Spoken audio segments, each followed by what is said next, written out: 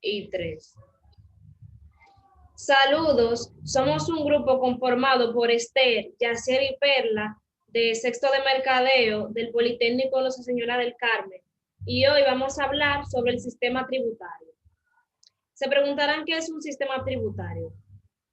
Un sistema tributario es el nombre que se le da al sistema impositivo o de recaudación de un país y que constituye la columna vertebral que hace posible financiar las políticas económicas y sociales en el presupuesto del Estado.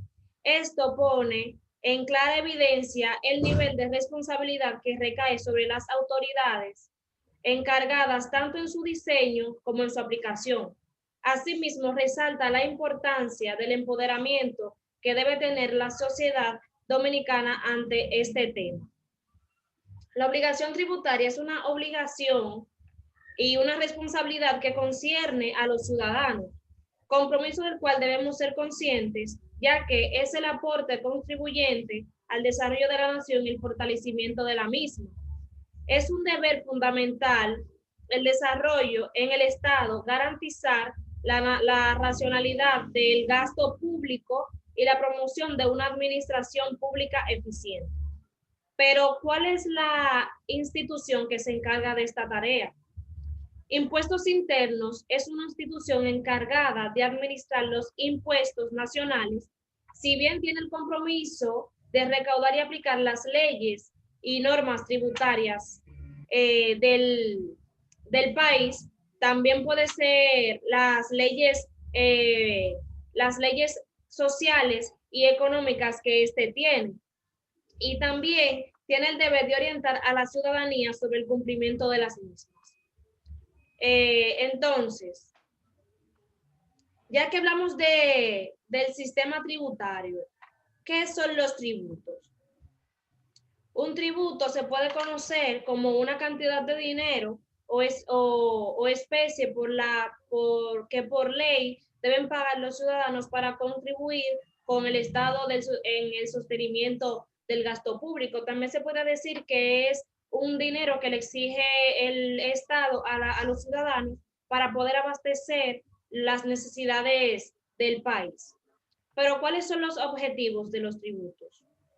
La finalidad básica que fundamenta la imposición de tributos es la de obtener ingresos para financiar las actividades del Estado. Entonces, esta hace posible, lo que los tributos hace posible que el gasto público sea más eficiente y ese dinero pasa al poder del Estado para poder abastecer las necesidades económicas y sociales que tiene el país. Estos tributos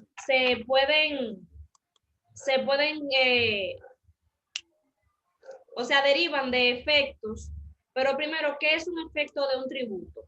Un efecto de un tributo es el pago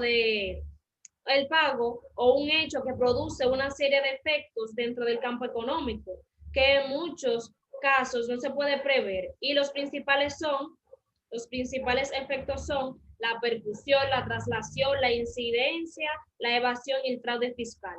Pero ahora voy a pasar a definírselo más detalladamente. La percusión es la caída del impuesto sobre el sujeto pasivo, es decir, sobre la persona que tiene la obligación de pagarlo. La percusión del impuesto se presenta cuando el causante gravado por el legislador ocurre a pagarlo. La traslación es el hecho de pasar la carga de impuesto a una u otras personas.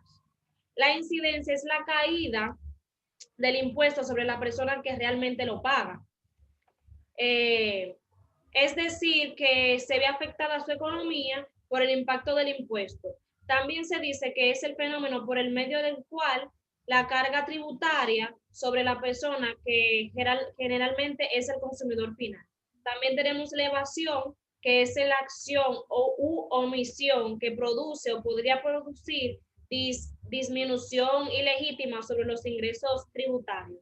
El otorgamiento indebido de exímenes o un perjuicio al sujeto pasivo de la obligación tributaria. Y por último tenemos el fraude fiscal, que es una defraudación tributaria y también podría decir que es una simulación, una maniobra o cualquier tipo de forma de engaño mediante el cual se induzca al error del sujeto activo en la determinación de los tributos, con el objetivo de producir o facilitar la evasión total o parcial de los mismos. Gracias. Bien, ya que mi compañera les detalló los efectos de los tributos, yo les estaré hablando sobre su clasificación. Estos se clasifican en impuestos directos, impuestos indirectos, impuestos reales e impuestos personales. Los impuestos directos no son más que un tipo de impuesto asociado directamente con una persona física o jurídica y que se calcula y aplica sobre el capital total de la misma o sobre sus ingresos globales en un determinado periodo de tiempo. Tenemos el impuesto indirecto, que es la cantidad de dinero o clase de impuestos recaudado por un agente económico que en general es una empresa que paga el impuesto al agente recaudador, repercute todo o buena parte del monto de ese impuesto en quien es el consumidor final. También tenemos el impuesto real, que es un tipo de tributo que no está relacionado con las circunstancias personales del obligado tributario, sino que nace de un hecho objetivo. Este tipo de impuesto puede ser definido por las leyes de manera abstracta, sin tener en cuenta a ninguna persona y que todas ellas se vean posteriormente obligadas independientemente a las circunstancias personales. La persona en este caso no es lo importante, lo relevante es que la persona realiza un hecho que va a ser grabado con un tributo. Es decir, que lo fundamental es realizar este hecho, dando igual condiciones familiares o de edad. Un ejemplo es el impuesto de valor añadido, que lo importante es comprar el producto y este acto será grabado independientemente de la persona. Y por último tenemos el impuesto personal, que es un tipo de tributo que tiene que estar relacionado obligatoriamente con la persona que tenga la obligación de cumplir con el impuesto, es decir, que el impuesto personal es lo contrario a los impuestos reales. Este tipo de impuesto tiene sentido debido a que las circunstancias de la persona, es decir, será necesario un presupuesto personal para conocer cómo se grabará este impuesto, no se basa en un hecho objetivo únicamente. Los ejemplos más claros son el impuesto sobre la renta de las personas físicas o el impuesto de sociedades. Ahora les estaré hablando sobre los requisitos para exigir una contribución especial, pero primero debemos de saber qué son las contribuciones especiales. Las contribuciones especiales son los tributos cuyo hecho imponible consiste en la obtención de un beneficio o de un aumento de valor de los bienes de los particulares como consecuencia de realización de obras públicas o de la ampliación de servicios públicos. Es decir, que los tributos especiales son tributos que paga el usuario del Estado por el beneficio que va a obtener este en un futuro. Un ejemplo que podríamos dar con respecto a esto sería la inversión de un ayuntamiento para la ampliación de una estación de metro en una zona determinada. La inversión para esta estación por parte del ayuntamiento repercute al ciudadano directamente por el aumento de valor del metro cuadrado de las viviendas. Entre los requisitos para exigir una contribución especial tenemos la realización de una obra o la ejecución de una actividad de interés colectivo y la obtención de un beneficio por parte del contribuyente como consecuencia de dicha actividad. Ahora les estaré detallando los ingresos para fiscales. Bueno, los ingresos para fiscales son gravámenes establecidos con carácter obligatorio por la ley que afectan a un determinado y único grupo social y económico y se utilizan para el beneficio del propio sector.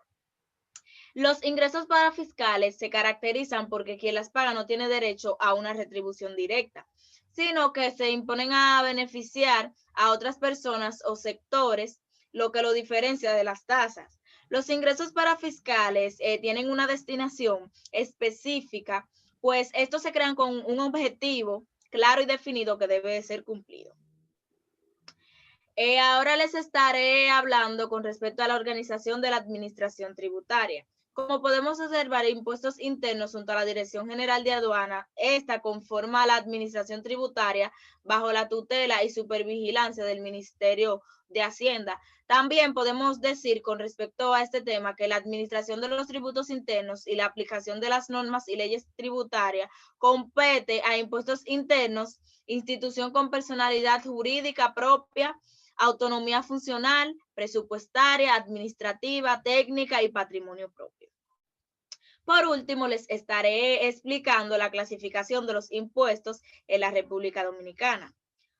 Como podemos observar en este cuadro que tenemos aquí, en República Dominicana los impuestos son clasificados en dos ramas principales, las cuales son impuestos internos e impuestos externos. De los primeros se derivan dos subdivisiones donde encontramos los impuestos directos, tales como impuesto sobre la renta, impuesto al patrimonio inmobiliario y el impuesto a los activos. En segunda subdivisión de los internos también podemos encontrar los impuestos más recurrentes y comunes, como son el impuesto a la transferencia de bienes industrializados y servicios, impuesto selectivo al consumo y los aportes a la tesorería de la seguridad social.